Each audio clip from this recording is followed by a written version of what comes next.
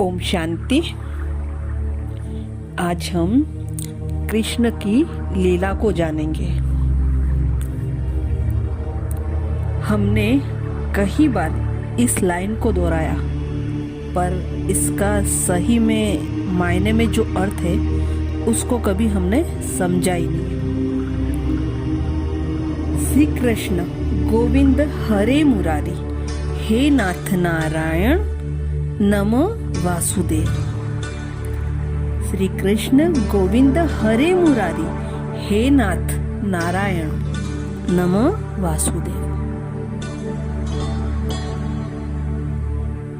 श्री कृष्ण के पूरे जीवन के विभिन्न स्वरूप की महिमा की गई है। बचपन में जिसको श्री कृष्ण कहा, थोड़ा बड़ा हुआ तो ग्वाला बना, जिसको गोविंद कहा, और जब रास लीला रचाई तो उसको हरे मुरारी कहा।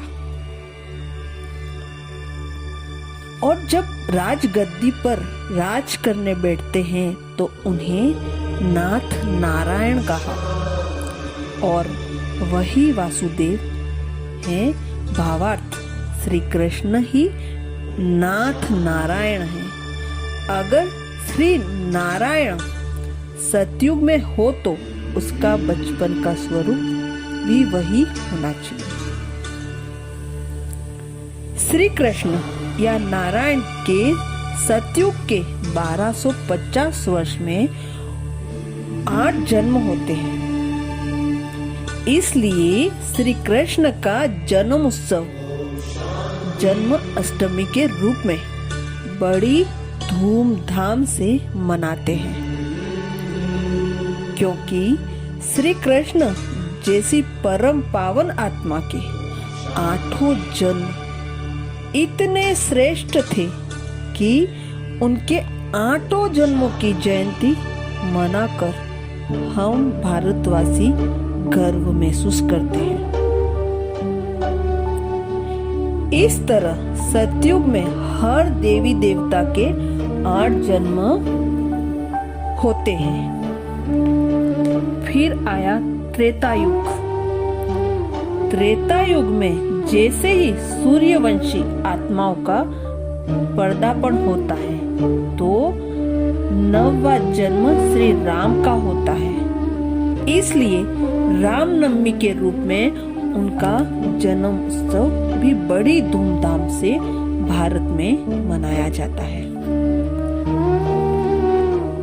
सतयुग के देवी देवता 8 पुनर्जन्म धारण कर सीढ़ी के 8 पायदान नीचे उतर जाते हैं तो उनकी पवित्रता की 2 कला कम हो जाती है और 16 कला से 14 कलाधारी बन जाते हैं। जैसे पूर्णिमा के बाद चंद्रमा की कलाएं कम होती हैं, वैसे ही देवी देवताओं की पवित्रता और शक्तियों की कला थोड़ी कम होने कारण उनको क्षत्रिय वर्ण के देवता के रूप में पहचान प्राप्त होती है। जैसे कोई कहता है 16 आना सच बात, 100%, तो मतलब 100 रुपए नहीं, 16 कला मतलब थोड़ी सी पवित्रता कम हो जाती। 2 कला यानी थोड़ी सी पवित्रता में फर्क पड़ना, 2 नहीं, थोड़ी सी उन चीजों में कमियां आना।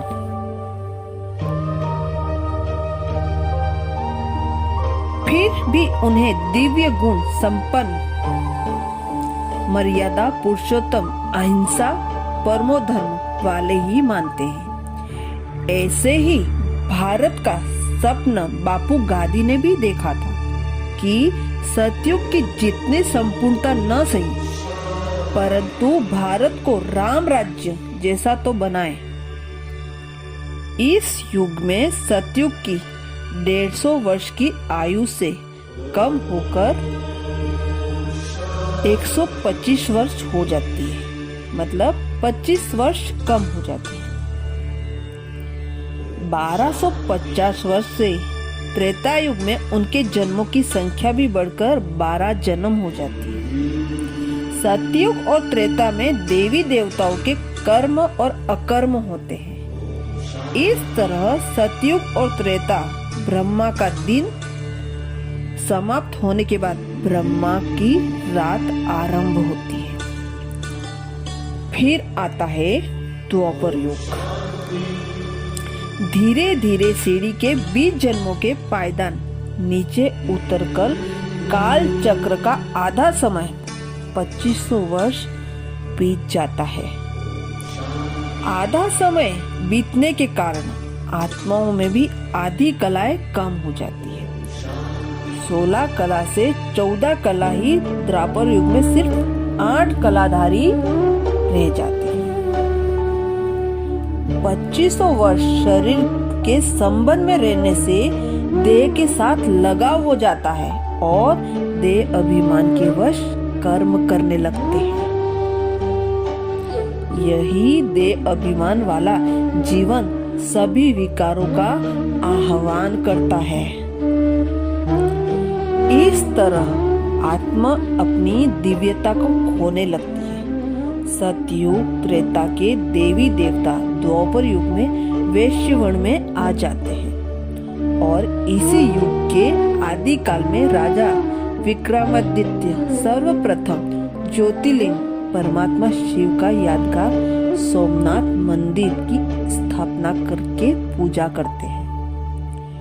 इस प्रकार भारत में अव्यभिचारी भक्ति आरंभ होती है। धीरे धीरे जो देवी देवता होकर गए उनकी श्री लक्ष्मी, श्री नारायण, श्री राम, श्री सीता के रूप में पूजा होने लगती है।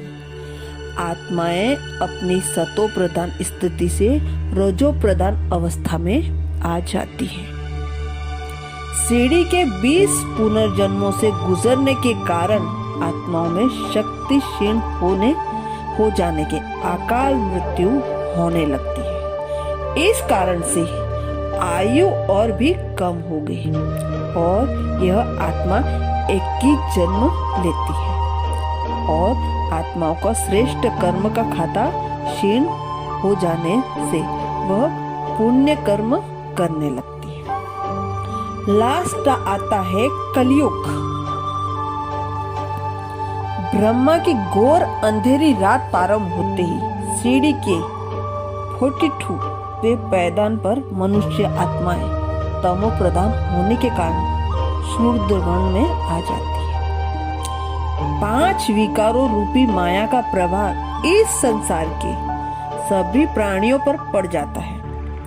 मानव आसुरी लक्षणों और आसुरी मर्यादाओं को जीवन में अपनाने से विकारी तथा भ्रष्टाचारी बन जाते हैं। आत्माओं में सिर्फ 1 या 2 कलाएं रह जाती है। इसलिए तो कहा जाता है कि भले किसी भी व्यक्ति में कितने भी अवगुण हो, लेकिन कोई एक गुण तो होगा न। कहने का भाव कि इस युग में 1 या 2 गुण ही आत्माओं में रह जाते हैं। इस युग में प्रकृति भी तमो प्रधान होने के कारण मनुष्य को रोग, शोक, वृद्धावस्था और अकाले मृत्यु आदि से पीड़ित करने लगती है।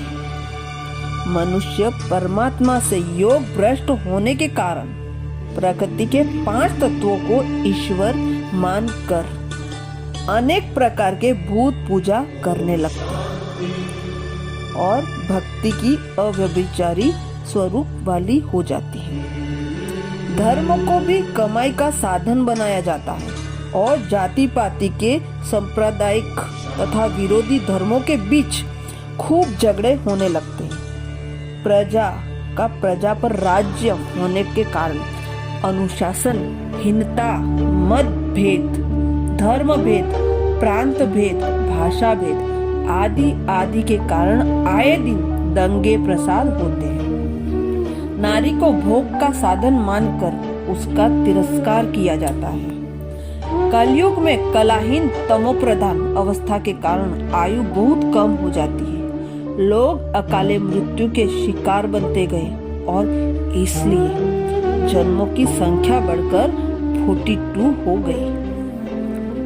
यहाँ मनुष्यों में विकारी वृत्ति होने के कारण जाने अनजाने में बहुत पाप कर्म या विकर्म या विकृत कर्म होने लगते हैं। इस तरह ब्रह्मा की रात्रि अंत होने और लगा रात्रि का अंत होने लगा और सीढ़ी के अंतिम पायदान पर आ पहुंचे।